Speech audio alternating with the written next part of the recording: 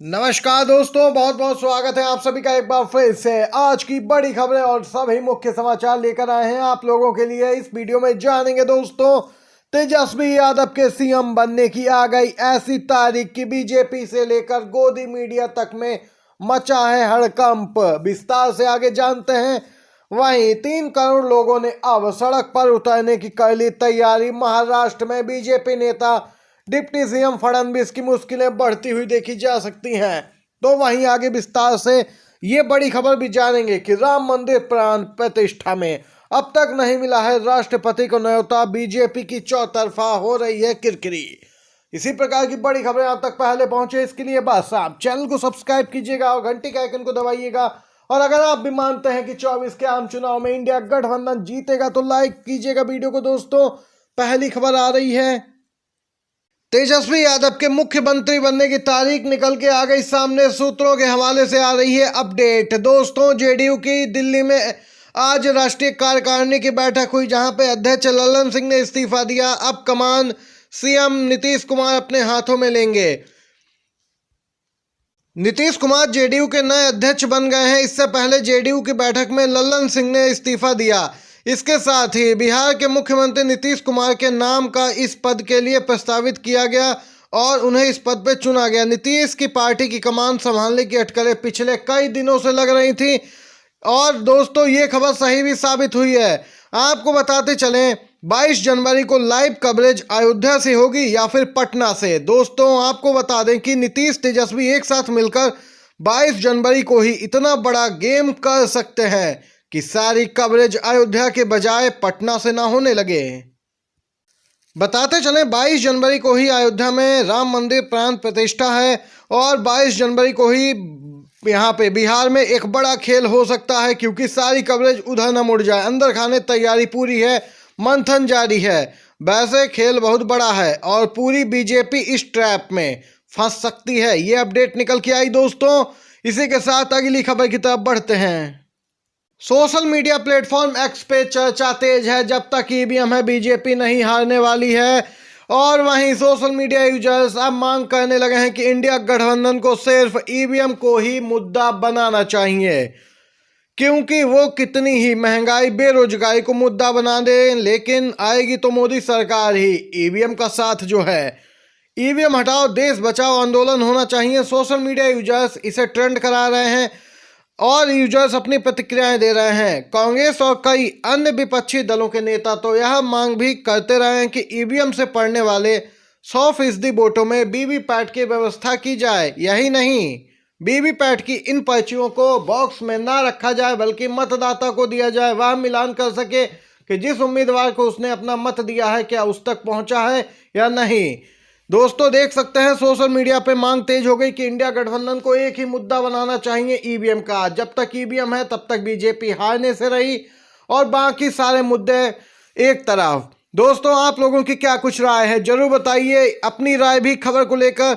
इसी के साथ एक और बड़ी खबर निकल के आ रही है, महाराष्ट्र में हंगामा तेज। जी हां दोस्तों, 24 से पहले बीजेपी गठबंधन सरकार की मुश्किलें बढ़ती हुई देखी जा सकती हैं। मुंबई में जुटेंगे 3 करोड़ मराठा। रोका तो फडणवीस के घर पर धरना, फिर चेतावनी देने लगे हैं मराठा आरक्षण के नेता मनोज जारंगे पाटिल। जी हां दोस्तों, मराठा आरक्षण की मांग करने वाले मनोज पाटिल ने चेतावनी दी कि मुंबई में 3 करोड़ मराठा फिर से जुटेंगे।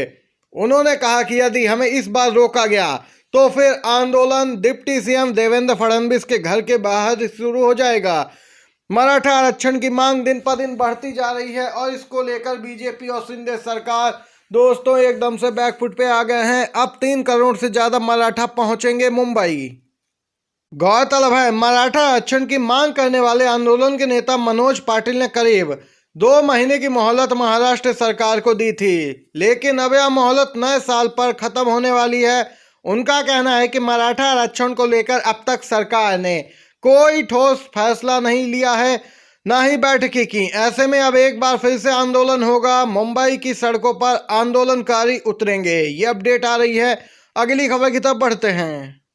बड़ी खबर दोस्तों, 22 जनवरी को राम मंदिर प्राण प्रतिष्ठा समारोह है और वहीं इससे पहले बड़ी अपडेट निकल के आई है। राष्ट्रपति द्रौपदी मुर्मू को अभी तक नहीं मिला है न्योता, सूत्रों ने दी है जानकारी।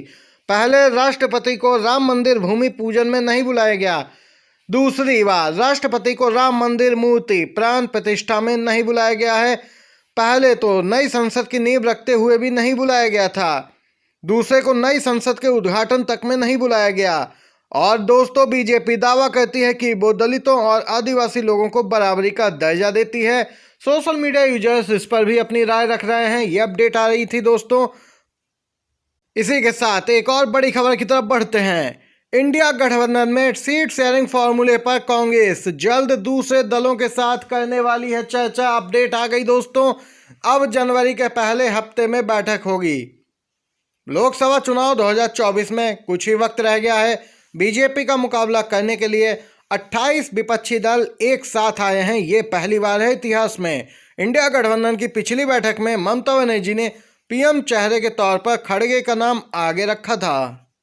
यहाँ पे अब दोस्तों मुख्य मुद्दा है सीट शेयरिंग का, जिस पे जल्द से जल्द बात बनने की यहाँ पे संभावना है। जनवरी के पहले हफ्ते में ये बैठक होगी। जल्द ही तारीख का ऐलान भी किया जाएगा, जो आप तक पहुँचाएंगे। इसी के साथ दोस्तों अगली अपडेट आ रही है। राज्यसभा में आपके नेता नहीं बन पाएंगे राघव चड्ढा। जगदीप धनखड़ ने खारिज किया है सीएम केजरीवाल का अनुरोध। दिल्ली के मुख्यमंत्री केजरीवाल को यहाँ पे दोस्तों बड़ा झटका लगा है, क्योंकि उनके उस अनुरोध को उपराष्ट्रपति धनखड़ ने मानने से इनकार कर दिया है, जिसमें राघव चड्ढा को राज्यसभा में आपको नेता नियुक्त करने का अनुरोध किया था। यानी स्पष्ट हो गया दोस्तों, अब राघव चड्ढा आम आदमी पार्टी की ओर से नेता नहीं बन पाएंगे सदन में। ये अपडेट आ रही है दोस्तों। इसी के साथ अगली खबर में बताते चलें। योगी सरकार में मंत्री नहीं बनाए जाने से नाराज हैं ओपी राजभर। यहाँ पे समाजवादी पार्टी का साथ छोड़ के मंत्री बनने के लालच में गए थे बीजेपी के साथ, लेकिन अब तक मंत्री नहीं बन पाए। अब जेपी नड्डा से मिलकर लोकसभा चुनाव को लेकर नई मांग रख दी है। खबरों के अनुसार योगी सरकार में फिर से मंत्री नहीं बनाए जाने से ओपी राजभर खासे नाराज हैं। अब 2024 में लोकसभा का चुनाव लड़ना चाहते हैं। साथ ही राजभर इस बार गठबंधन में बीजेपी से अनुप्रिया पटेल की पार्टी अपना दल की तुलना में ज्यादा सीटें भी मांग रहे हैं। यह अपडेट निकल के आई दोस्तों। इंडिया गठबंधन को लेकर अपडेट आ रही है दोस्तों। सीट का बंटवारा उत्तर प्रदेश में कुछ इस प्रकार से हो सकता है, जहां पर 60 सीटें समाजवादी पार्टी के खाते में जा सकते हैं। यह सूत्रों ने जानकारी दी है। आगे बताया जा रहा है कि कांग्रेस के हिस्से में मात्र 10 सीटें ही आएंगी और 7 सीटों पर आरएलडी चुनाव लड़ सकती है, जो कि इंडिया गठबंधन का ही हिस्सा है। और दोस्तों यहाँ पे गौर करने वाली बात यह है कि नगीना लोकसभा सीट से भीम आर्मी चीफ चंद्रशेखर आजाद को यहाँ पे इंडिया गठबंधन एक सीट दे सकती है। ये अभी तक दोस्तों सूत्रों के हवाले से खबर आई है। उत्तर प्रदेश में इंडिया गठबंधन का सीट बंटवारा कुछ इस प्रकार से हो सकता है। मुख्य समाचार और बड़ी खबरें आप तक पहुंचाई हैं दोस्तों। वीडियो अच्छा लगा हो, पसंद आया हो तो एक लाइक जरूर कीजिएगा। ज़्यादा से ज़्यादा वीडियो अपने दोस्तों तक जरूर पहुंचाइएगा। आप सभी का धन्यवाद।